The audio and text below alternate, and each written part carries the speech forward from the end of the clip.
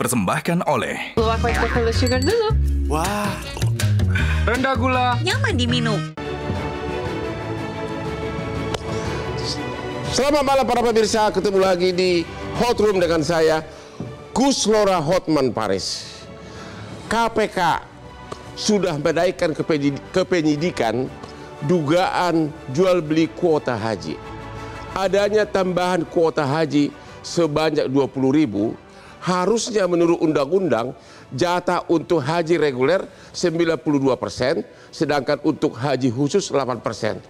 Akan tetapi kenyataannya yang diberikan untuk haji khusus melalui travel ada sekitar 50% atau ada 8.400 yang harusnya kuota reguler, haji reguler, tapi dijual dengan haji khusus. Pertanyaannya, apakah travel yang menjual kuota ini menyetorkannya ke kas negara dengan tarif haji reguler atau haji khusus? Kalau memang tetap disetorkan dengan haji khusus, di mana korupsinya?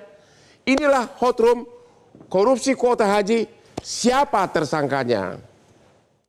Yang seharusnya berdasarkan, kalau tidak salah, mohon dikoreksi nanti ya, dilihat rekan-rekan, Undang-Undang Nomor 8 Tahun 2018 kalau tidak salah, lihat di situ bahwa pembagian untuk kuota haji itu 92% untuk reguler dan 8% untuk khusus, ya seperti itu.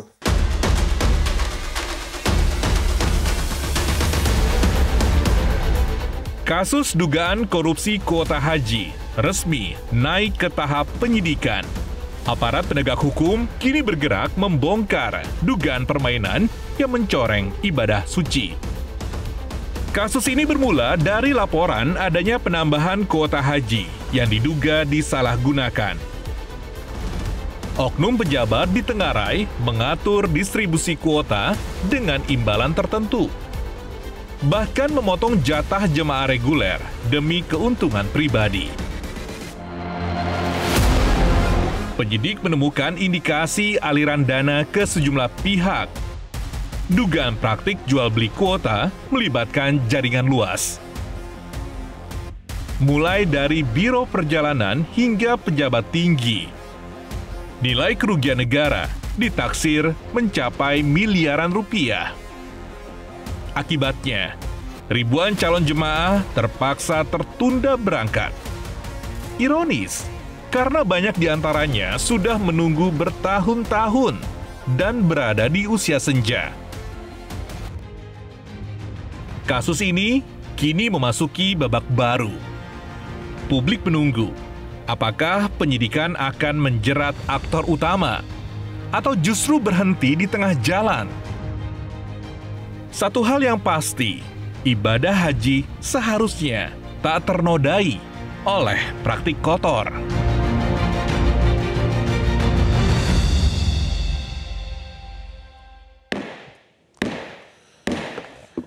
Kembali Hotman ingatkan kepada seluruh pemirsa, contohlah gaya hidup Hotman Paris yang minimum minum kopi 3 kali sehari tanpa gula. Kopi luwak hitam premium. Bayangkan 43 tahun bekerja sebagai pengacara, tetap semangat kerja, tidak beda dengan usia 30-an. Inilah kopi luwak hitam premium. Mantap, aman di lambung. Benar nggak itu Pak Yasin? Ya? Mantap. Mantap ya. Oke, Pak Yasin, kita langsung fokus. 20.000 tambahan kuota. Harusnya kan hanya 1.600 yang untuk jatah haji khusus. Tapi ternyata dikasih 10.000.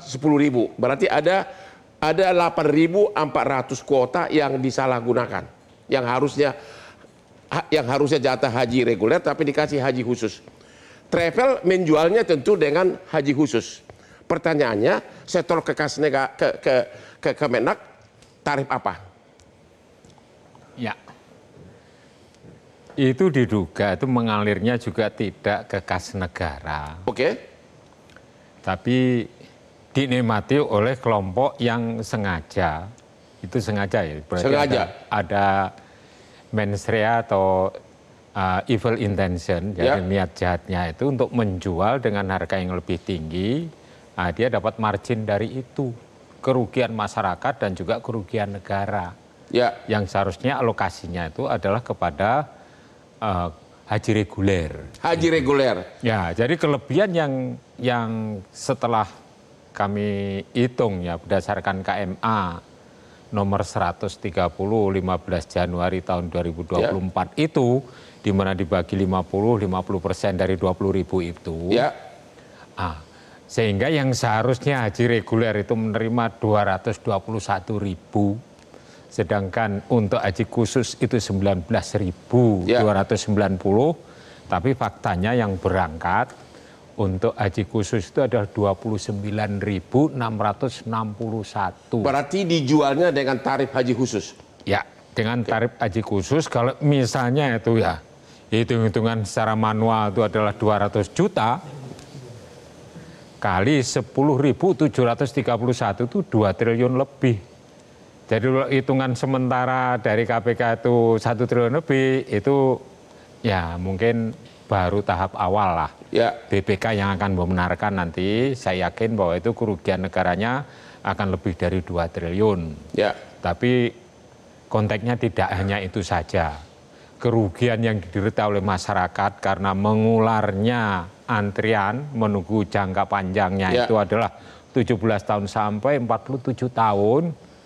Nah, itu belum tentu kalau yang sekarang itu umurnya misalnya 65, 67 itu bisa berangkat karena harus ngantri lebih lama lagi, tidak hanya sekedar misalnya ya 17 tahun, tapi bisa tambah itu 20 tahun atau lebih dari Menurut itu. Bapak, siapa pelakunya ini? Apakah sampai level Menteri Agama? Atau apakah mungkin itu terjadi tanpa melibatkan semua pejabat pembuat decision di kementerian?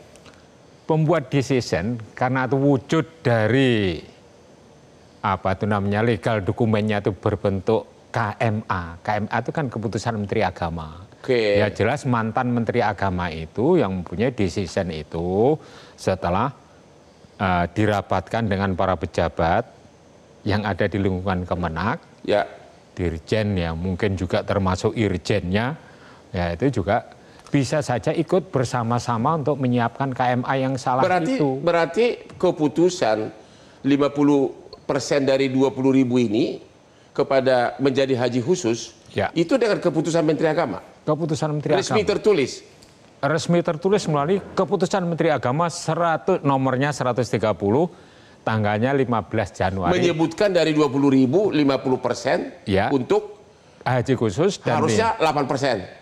Ya seharusnya ya 8% dari 20.000. Kalau begitu Bapak sudah menjawab dengan tepat angka-angkanya, berarti Bapak bisa jawab dong, kira-kira bakal tersangka siapa di KPK? Ya pembuat aturan itu. Yaitu siapa? Yaitu mantan menterinya. Mantan Terus ditambah lagi para jajaran yang semua ikut menyokong, mempersiapkan surat itu. Tidak memberikan nasihat hukum, padahal di situ kan ada Biro Hukum di Kementerian Agama itu. Pak ini salah kan mestinya harus mengingatkan. Pak harus merujuk pada Undang-Undang 8 tahun 19, pasal 64 ayat 2 dan ayat 4 mestinya begitu. Walaupun Bapak di dalam ayat 1 itu, yaitu kewenangan Menteri Agama itu adalah juga menentukan jumlah kuota. Tapi tidak independen, harus gantol atau harus nyantol kepada pasal yang ada yang diatur di dalam undang-undang. Kalau menurut Bapak, tidak mungkin Menteri Agama tidak tahu aturannya, kuotanya haji khusus hanya 8%, sedangkan dia menandatangani 50% untuk yang 20.000. Ini kami kan menduga. Menduga, iya kita semua menduga. Menduganya, karena sebelumnya itu di bulan November tahun 2023 itu mengeluarkan namanya Peraturan Menteri Agama atau PMA. Itu nomor 1005, tanggalnya juga 15 November tahun 2023. Itu padahal di periode 1 bulan sebelumnya, Oktober, itu sepakat dengan DPR, tanggalnya 27 Oktober tahun 2023, bahwa kuota haji itu untuk nasional itu 241, clear. Maka harus dibagi itu adalah 92 tadi yang reguler dan 8% untuk haji khusus. Tapi di di PMA yang saya sebut nomornya tadi 1005 itu diturunkan seakan-akan tidak ada tambahan kuota. Oke. Tidak ada tambahan kuota berarti secara nasional hanya 221.000 sehingga untuk haji reguler hanya 203. Ya. Ini udah ada niat-niat untuk membelokkan. Padahal Berarti saya menghitung ada 8.400 yang harusnya haji reguler tapi jadi haji khusus. Menurut ini yang Bapak dengar, ya. itu dijual belikan ke travel, Ya. tarifnya berapa? Minimal 200, itu makanya saya bisa menyebutkan Enggak, yang dugaan. pejabat terima yang Bapak dengar gitu loh. Ya. Satu kuota, satu kepala dapat jatah berapa gitu loh. Pejabat kementerian. Ya itu udah masuk di materi penyidikan. Oh, gitu. Yang bisa menjawab itu adalah penyidik kalau itu. Gosipnya, Ya, aku tanya gosip. tapi udah di-spill oleh Deputi Penindakan. Ya, Nah, itu sudah ada ini. Saya kira tidak hanya pasal 3 Undang-Undang 31 tahun 99 saja ini. Nah, kan juga ditempel dengan Undang-Undang Pencucian Uang. Undang-Undang nomor 8 tahun 2010. Atau kebalik, Undang-Undang 10 tahun 2008 ini tentang... pertanyaan kunci Ya. karena saya ini kan memang ahli hukum juga. Ya. Ini pertanyaan kunci. Kan dari 20.000 ini kan 8.400 yang disalahgunakan. Ya. Yang harusnya tarif reguler tapi tarif khusus. Tarif khusus lebih mahal. Pertanyaannya, yang disetorkan ke mana tadi? Ke rekeningnya haji ke Nggak ada BPIH. store itu. Bapak tahu nggak berapa tarif khusus atau tarif reguler? Ya tarifnya tarif haji khusus, jumlahnya nih Bang Hotman ya. Saya jelaskan, Ya. tidak hanya 8.000, kelebihan dari kuota itu kita hitung adalah 10.731. Itu kalau dikalikan 200 dibagi travel-travel yang jumlahnya itu perkiraan dari informasi dari staf kami yang masih di Ijen yaitu ya kira-kira ada 9 travel yang menerima jumlah besar dari 10.700 tadi. Oke, 10.700 itu harusnya tarif reguler, Reguler. tapi dijual tarif khusus.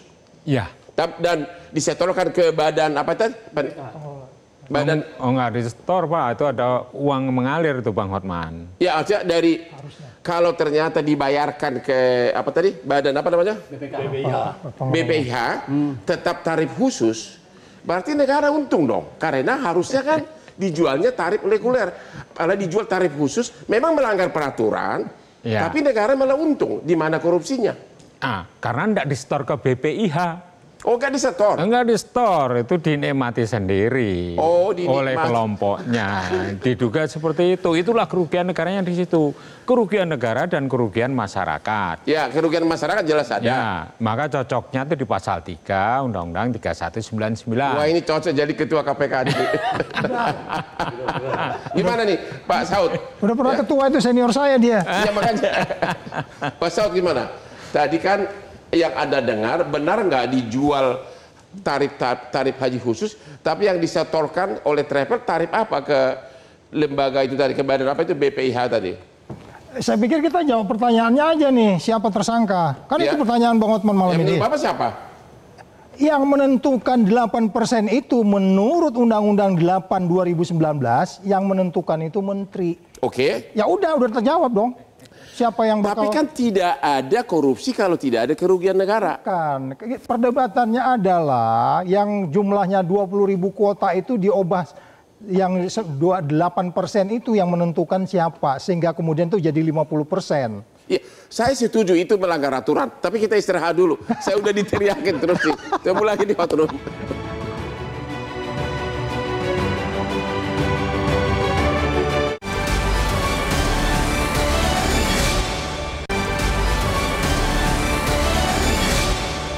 Dipersembahkan oleh Full sugar dulu. Wah, rendah gula. Nyaman diminum. Tunggu lagi di hot room. Saya mau tanya dulu nih ke Abdul Fikar, ya.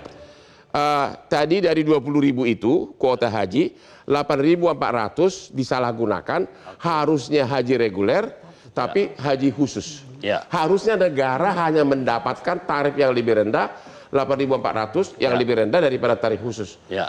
Dalam kasus ini yang dibayarkan ke rekening penerima setoran ini tarif haji reguler atau tarif haji khusus? Ini asumsi. Ya. Ya. Kalau yang yang diterima itu 8.400 tadi 8.400. Ya. Masyarakat membayarnya sebagai haji khusus. Oke. Masyarakat membayar sebagai haji khusus. Nah, persoalannya adalah apakah uang masyarakat atau uang peserta haji ini yang membayar plus itu masuk ke negaranya memakai tarif reguler atau tarif khusus? Di situ ininya. Harusnya menurut ketentuan tarif reguler. Mestinya ya kalau menurut undang-undangnya karena dia bagian dari 92% itu dia masuk. Kalau ternyata disetorkannya tarif khusus, berarti secara hitung-hitungan negara untung dong, karena harusnya kan tarif lebih rendah tarif reguler, tapi ternyata tarif khusus lebih tinggi walaupun penentuannya itu melanggar aturan, tapi uangnya negara untung. Kalau masuknya tarif khusus. Jadi negara penentuannya untung, tetapi adalah ada yang dirugikan. 8.400 ini dibayarkannya masuk ke bank penerima setoran tarif khusus atau tarif reguler. Nah, itu yang jadi pertanyaan. Nggak ada yang tahu. Kira-kira Pak pengamat haji tahu nggak kira-kira? Begini Bang. Berapa sebenarnya diterima di bank setoran? Begini Bang, kita melihat bahwa kuota ini yang diambil atau didistribusikan kepada PIHK itu sebanyak 8.400 itu caranya kan bukan langsung ini pasti dibagi-bagi dan itu sifatnya kan tidak harus store, pasti store ini. Oke. Nah, begitu masuk si PIHK itu mendapat bagian 100 kuota misalnya, maka jamaah itu, konsumen itu membayar semuanya kepada PIHK. Ya. Semua uang yang masuk kepada PIHK itu diolah oleh PIHK untuk keperluan jamaah, untuk akomodasi, catering, transportasi, semua udah masuk di situ. Ya. Negara di mana dapatnya? Karena bukan store kepada negara, store-nya kepada rekening perusahaan. Nah, pertanyaan bukan itu malah. Berapa nilai PIHK membayar satu seat kuota haji kepada yang 8.400 itu?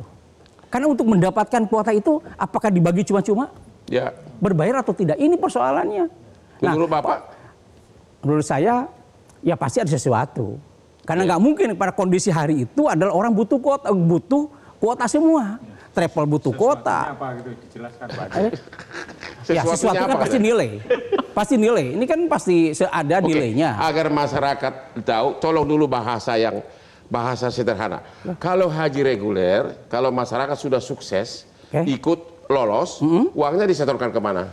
Setornya kepada BPS yang penerima setoran, bank penerima setoran, sejumlah yang ditentukan oleh BPIH. Oke, BPIH itu adalah bagian dari lembaga... Enggak, biaya perjalanan ibadah haji yang ditentukan oleh pemerintah lewat DPR.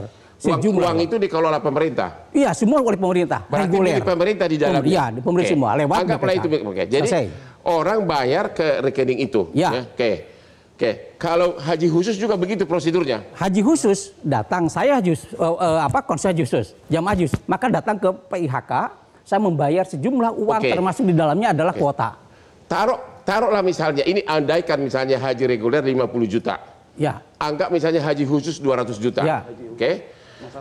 Tadi kan yang menjadi persoalan kan 8.400 kok untuk orang. Ya. Harusnya kan menurut ketentuan 8.400 ini harusnya BPIH tadi harusnya hanya mengenakan tarif biasa, tarif reguler, yaitu misalnya kali 50 juta. Betul. Okay.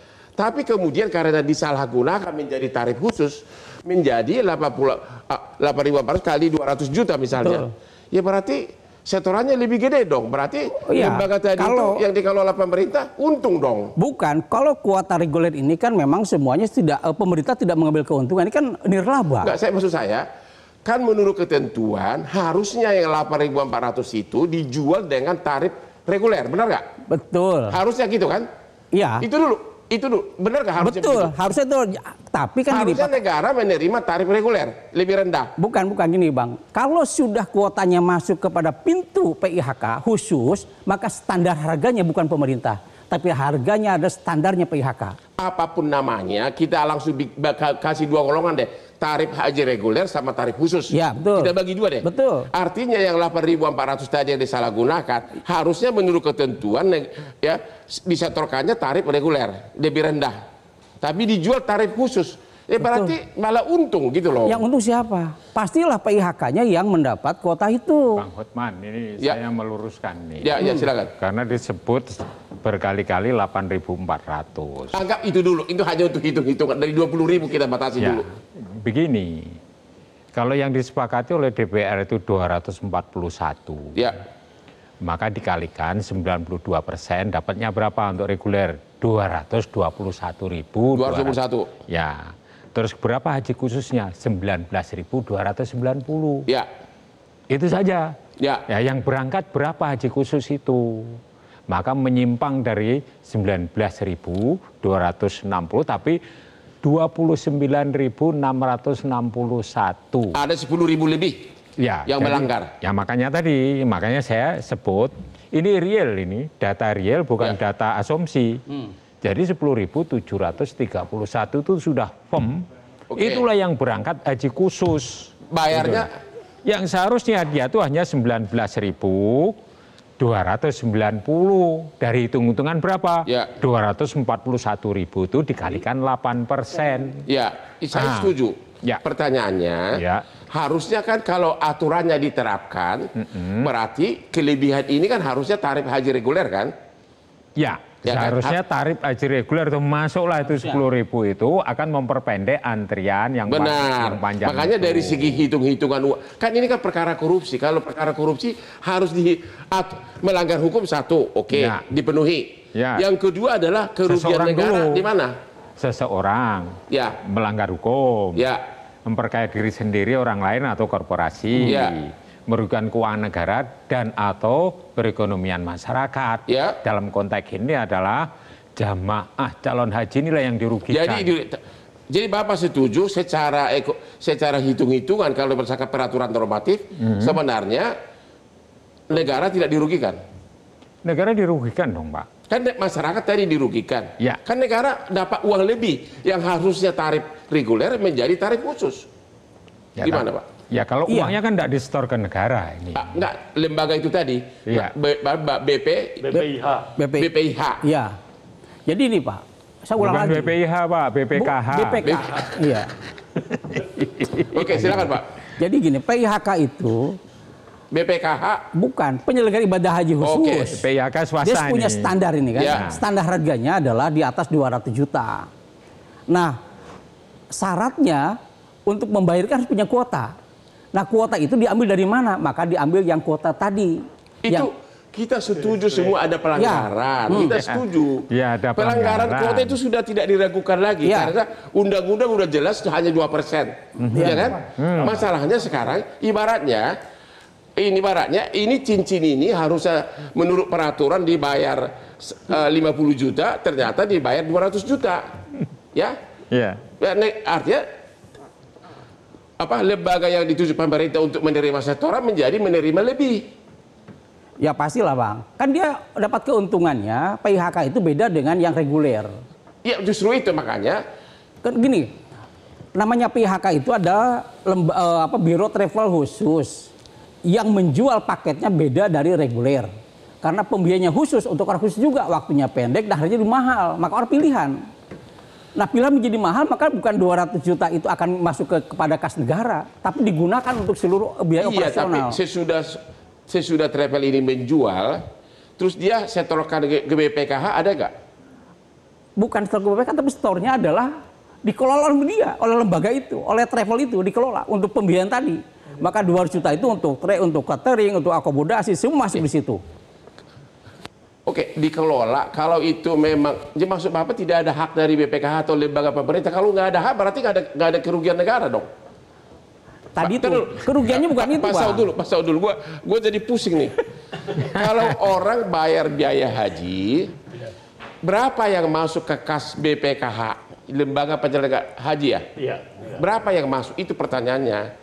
Karena kalau memang Itu belum nyampe ke harusnya setoran. biaya harusnya dijual biaya haji reguler, tapi dijual haji khusus malah untung malah, walaupun melanggar peraturan, melanggar kuota. Ya, jadi pertanyaannya sebenarnya apa sih alasan dibalik dari adanya yang khusus 8% ini? Ya, Alasan dibalik itu memang ada yang disebutnya premium, oke. jatahnya lebih pendek, terus kemudian fasilitasnya lebih tinggi sehingga dia lebih mahal membayarnya. Kalau pertanyaannya yang 8% ini dijalankan tapi kenyataannya 50%, itu pun sudah kelihatan mens rea actus reus. Itu jelas melanggar. Yes, oke. Jadi dari situ sudah jelas. Pertanyaannya kembali ke Hotman kan pikir kemana keuntungannya si perusahaan Karena ini kan? perkara korupsi. Iya, harus negara rugi berapa? Ya, itu yang disebutnya kembali lagi kalau mau dihitung jumlahnya berapa sebenarnya kerugiannya kan imaterial dengan material beda. Material rugi, malah gue lihat material malah untung negara. Setuju nggak Pak? Oh ya enggak. Kalau bayarnya Karena plus, kalau masuk ke harusnya negaranya. haji reguler dijual Haji haji plus. khusus harganya jadi naik. khusus. Terus ini mana kerugian negara? Karena tanpa ada kerugian negara, aduh ini kan bos-bos KPK nih. Karena tanpa ada kerugian negara nggak ada korupsi. Kita istirahat dulu, gua pusing.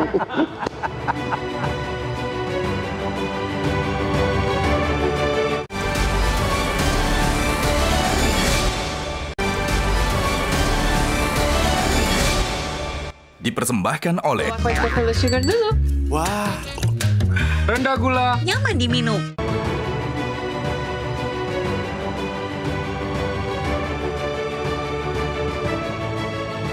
Ketemu lagi di Hot Room. Jika umur Anda makin senja, jangan takut minum kopi tanpa gula. Karena minum kopi tanpa gula diyakini akan mencegah amnesia. Jangan sampai istri dan anak Anda tidak kenal di usia 60 ke atas. Contohlah Hotman Paris, umur 43 tahun, masih mengenal 457 cewek asprinya yang cantik-cantik karena sering minum kopi luwak hitam premium. Pak Yasin, Ya, kayaknya Bapak Man. senang banget agar segera ada tersangka ya. Coba. Bang. Ya? Tahun 2010 beliau itu udah riset. Ya. Ketemu 48 problem pengelolaan haji. Ya. Saya lanjutkan lagi penelitian itu. Ketemu Iya. lagi angka itu. Iya. Jadi abang jangan pancing-pancing dia kesel tuh. Ya makanya. Oke, tolong deh. Kalau begitu, coba dulu kasih Bapak analisa. Kira-kira KPK bakal mengenakan pasal berapa? Dan kira-kira siapa tersangkanya? Coba analisa dulu. Dan siapa yang dirugikan? Ya, kalau pasal 3 itu kan ada seseorang yang melanggar aturan, Ya. merugikan keuangan negara, dan memperkaya diri sendiri, orang lain atau korporasi, Ya. merugikan keuangan negara tadi, dan atau perekonomian negara. Ya. Itu masuk di pasal 3. Pasal 3. Itu ada uang mengalir ke para pejabat karena tidak dilaporkan segera pada jangka waktu 30 hari kerja. 30 hari. Nah, maka Ya. dia sudah berubah dari gratifikasi menjadi suap. Dari hasil rekayasa. Menurut yang analisa Bapak, yang dapat uang ini dari mulai apa? Apa dirjen, menteri, irjen semua dapat? Ya, pembentuk aturan, kemudian yang menyokong itu dan yang memberikan katakanlah informasi tentang katakanlah itu desain dari isi substansi KMA yang nomor Keputusan Menteri 130 Agama tadi ya. Jadi bisa Menteri Agamanya dan para eselon 1 dan pihak-pihak lain, Oke. termasuk juga pelaksana pelayanan ibadah haji yang ada di Mekah. Oke. Yang diduga juga melanggar aturan tentang yaitu markup dari pengadaan itu perumahan atau hotel dan juga catering serta yang lainnya. Ya. Itu akan menambah kasus itu menjadi panjang. Ya. Serta ada dugaan juga mengalirnya uang. Yang menerima dari hasil penjualan kuota itu siapa itu sedang ditelusuri oleh. Artinya Bapak KPK. yakin nggak mungkin kuota dilanggar tanpa ada suap? Saya tidak yakin, pasti ada suap. Pasti ada suap, oke. Ya. Jadi itu pasal 3, Undang-Undang 3199, pasal 5 atau pasal 6, dan pasal 12, itu merupakan pasal suap. Dan juga menurut saya juga Undang-Undang nomor 8 tahun 2010 tentang TPPU. Ya, tindak pidana pencucian uang, karena itu uang itu mengalir kemana-mana. Jadi ini akan heboh KPK menangani kasus ini yang diduga hanya penjualan kuota haji, tapi bisa merembet ke hal-hal yang lain termasuk juga pencucian uang. Jadi menurut analisa Bapak, ini penyidikan ini pasti dalam waktu dekat bakal lebih dari 10 orang bakal jadi tersangka. Saya kira lebih dari itu. Lebih dari itu? Ya, lebih dari itu. Kalau sampai 20 berarti 20 kantor pengacara bakal dapat rezeki sebagai pengacara. Jangan lupa ya, saya tangani perkara korupsi banyak ya. Gimana Pak, setuju nggak? Bukan, kalau masalah hukum saya ke Pak Isen setuju. Tapi ada gini, bahwa reason yang harus kita dengar adalah ini kan kesalahan dari awal. Ketika pansus dibentuk, di mana pansus minta penjelasan detail kenapa ada pembagian 50% ini tidak dijelaskan oleh Menteri Agama karena mangkir tidak datang. Ini bahkan katanya ada keputusan resmi tertulis. Sebelumnya kan pansus itu setelah terjadi baru ada pansus. Nah, harusnya memang dari awal ada penjelasan teknis seperti itu. Kenapa terjadi pembagian seperti ini? Mungkin ada kewenangan ini adalah boleh dilakukan. Tapi kan undang-undang menyatakan 98 berapa? 92 sama 8. Ya kan ini kewenangan menteri itu di situ ada. Boleh membagi kuota itu sesuai dengan kondisi waktu itu. Nah, udah kasus Lembong dong. Enggak, gini maksudnya. Kebijaksanaan, kewenangan. Ya, kewenangan ada. Karena undang begitu, Bang. Bahwa nanti berkewenangan untuk membagi itu. Persoalannya bukan itu, bukan pada kewenangan itu adalah kenapa 50% itu dibagi secara bagi rata. Nah, ini kan ada melukai. Siapa yang melukai adalah reguler. Harusnya hak reguler, kenapa menjadi hak khusus? Itu sudah pasti. Kita udah setuju itu melanggar. Enggak, artinya gini, ini harus jelas. Kan harus risetnya jelas. Kenapa? Apakah karena memihak kepada kepentingan jamaah? Kalau dipaksakan ditambah semuanya diambil oleh reguler, dampaknya adalah pada keselamatan jamaah. Karena daya tampung Al-Mujna itu kalau ditambah 20.000 ditambah 10 adalah. Menurut Bapak apa? Ya menurut saya ini harus clear. Penjelasan hanya gara-gara duit, hepeng. Ya. Jadi bukan karena khawatir jemaah reguler terlalu banyak. Bukan, ini harus ada penjelasan jelas dari kenapa reasonnya seperti itu. Menurut Bapak apa? Ya menurut saya harus jelas dulu ini. Pemerintah agak menjelaskan karena tidak datang di pansus tadi, maka semuanya jadi blunder. Ini jadi sekarang ini muncul orang publik mempertanyakan kenapa rekomendasi pansus harusnya menjadi ranah KPK. Ternyata KPK menangkap ini hari ini. Jadilah blunder seperti ini. Harusnya kalau awal dijelaskan, saya kira jelas nyawa itu diterima. Coba Bapak simpulkan. Jadi yang terjadi apa di sini? Sogok menyogok ada? Kalau misalnya untuk mendapatkan kuota itu, pastilah ada nilai. Ada yang gratis gitu kan? Gak ada yang gratis. Gak ada yang gratis. Karena gak ada yang gratis, maka berapa nilai kita uang itu akan mengalir, Bang Hotman. Karena begitu banyak travelnya yang terlibat di dalam itu. Berarti kemungkinan besar kalau nggak korupsi adalah suap, gitu Pak ya? Suap dan pencucian uang. Suap dan pencucian uang. Oleh para pengacara siap-siap bakal ada 20 tersangka. Ketemu lagi di Hot Room.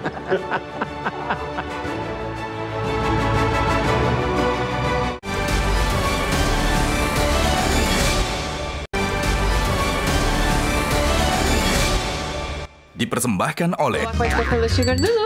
Wah, Rendah gula. Nyaman diminum.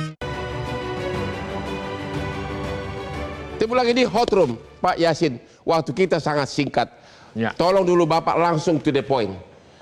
Siapa yang berani melakukan jual beli kuota? Apakah ada yang menyuruh? Siapa mastermind-nya ini? Karena ini benar-benar menyolong sekali kan?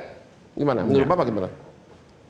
Jadi kalau kita mengurut pada kronologis kasus korupsi yang ditangani oleh penegak hukum terhadap beberapa menteri, ya mantan menteri agama.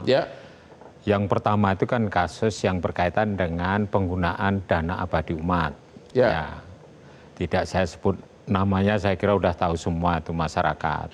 Yang kedua yaitu penggunaan dana pemerintah untuk pembiayaan jamaah yang berangkat haji, tapi itu tidak secara akuntansi pemerintah tidak dibenarkan rombongan jumbo dan korupsi di penyelenggaraan ibadah haji.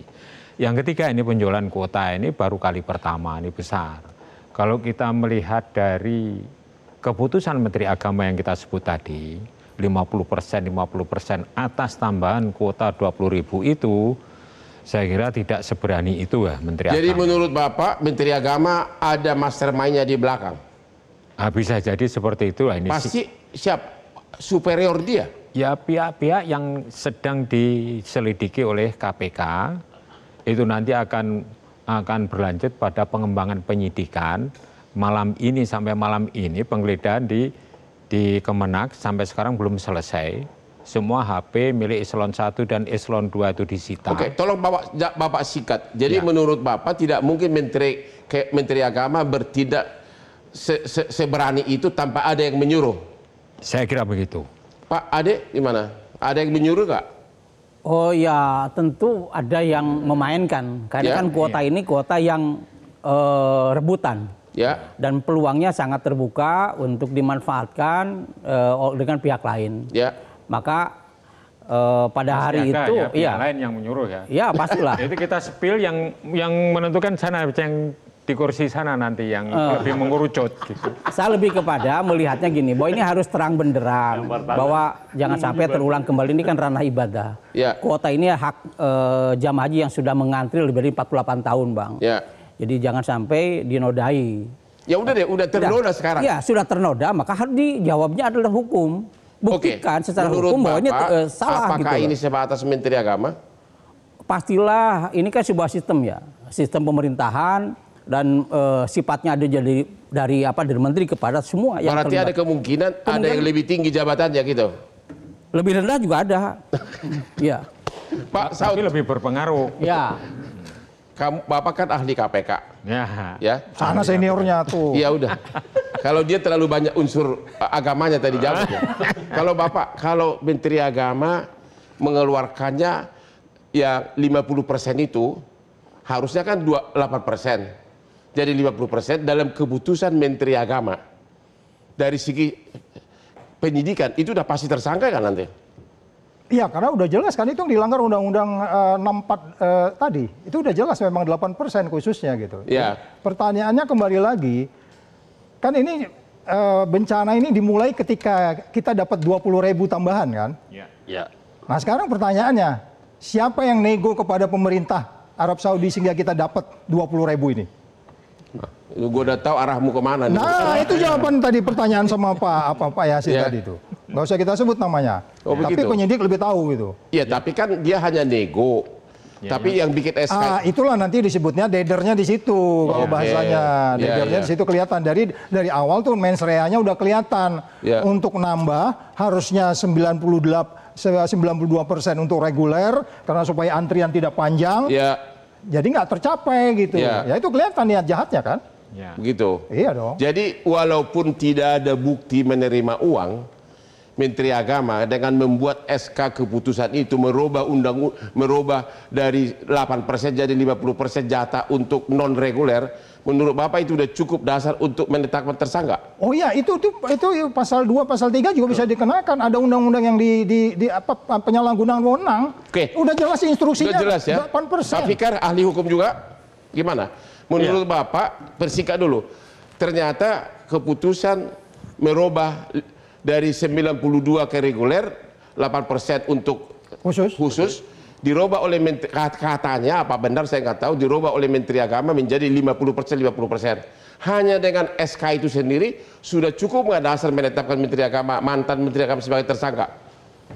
Gini, Tolong langsung to the point, udah mau habis. Oke. Menteri Agama memang punya diskresi. Ya, punya kewenangan dia menetapkan kuota, tapi tetap harus mengacu kepada undang-undang kan begitu. Nah, ketika dia berani melebihi apa yang diatur dengan undang-undang, saya kira itu pasti sudah ada motif gitu. Ya artinya bisa dia nggak mungkin itu keberanian sendiri. Artinya inisiatif sendiri. Jadi ada mastermind di belakang. Saya kira iya. Gitu. Satu. Artinya. Dan Anda juga setuju bahwa dengan membuat keputusan Menteri Agama itu sudah merupakan cukup menetapkan tersangka walaupun tidak ada bukti bahwa dia dapat setoran uang. Nah, itu juga keliru tuh. Kalau di undang-undang bukan keputusan, harus penetapan. Karena itu sifatnya pengaturan, bukan. Oke, yang penting ada tertulis lah dari dia. Ya. Nah, menurut Anda itu sudah cukup dasar untuk menetapkan tersangka? Menurut saya sudah. Oke, demikianlah akhir dari diskusi kita malam ini. Kita menunggu beberapa hari ke depan bakal banyak calon tersangka dan ini akan sangat menarik karena menyangkut unsur keagamaan yang sangat vital bagi kehidupan manusia. Ternyata uang juga lebih mempengaruhi umat manusia. Selamat kepada calon pengacara yang akan bertindak sebagai pengacara mereka. You have a new business. Demikianlah Hot Room malam ini. Sampai ketemu lagi di Hot Room setiap jam 9 malam di Metro TV. Silakan Pak. Silakan Pak.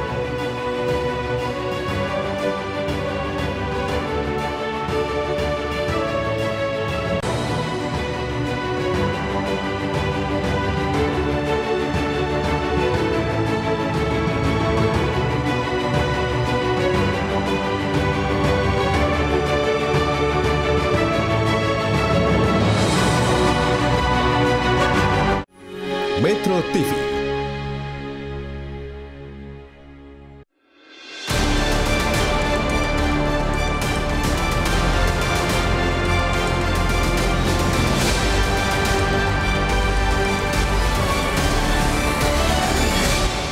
Jelajahi cara baru mendapatkan informasi. Download Metro TV Extend sekarang.